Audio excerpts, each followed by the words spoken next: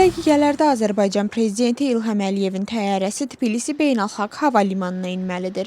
Qonağı Gürcüstanın Xarici İşlər Naziri Maqabo Çorişvili qarşılayır. Səfər çərçivəsində İlham Əliyev Gürcüstan Prezidenti Mixail Qavelaşvili ilə rəsmi görüş keçirəcək. Həmçinin baş nazir İrakli Qobaxidze ilə təkbətək görüş də planlaşdırıb.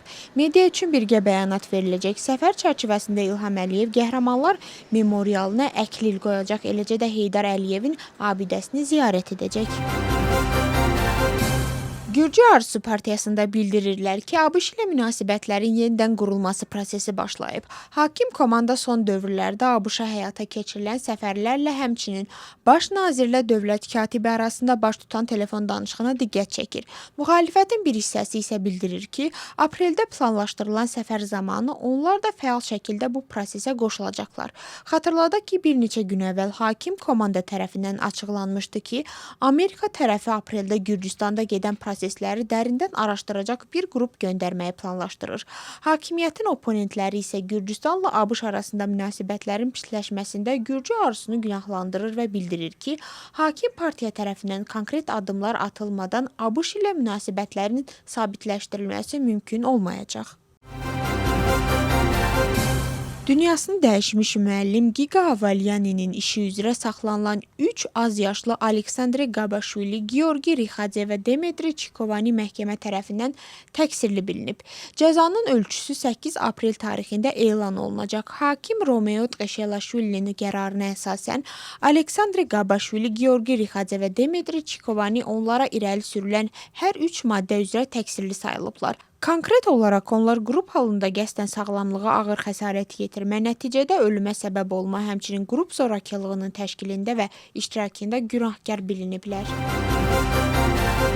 Donald Trump İrana çağırış edərək gəmilərin Hörmüz boğazından keçməsinə icazə verməsini istəyib. Onun sözlərinə görə İranın çərşənbə axşamına qədər vaxtı var. Əks halda ölkənin elektrik stansiyaları və körpülərinə zərbələr endiriləcək. ABŞ prezidenti ABC News-a telefon müsahibəsində bildirib ki, İran hakimiyyəti ilə razılaşmanı həftələr yox, günlər ərzində bağlamaq istəyir. Trump həmçinin İrana quru qoşunlarının göndərilməsini də istisna etmədiyini deyib. İran sülh razılaşmasına nail olmaq üçün əlavə vaxt verəcəksinizmi sualına cavab olaraq Donald Trump bildirib ki, onların razılığa gəlmək üçün kifayət qədər vaxtı var.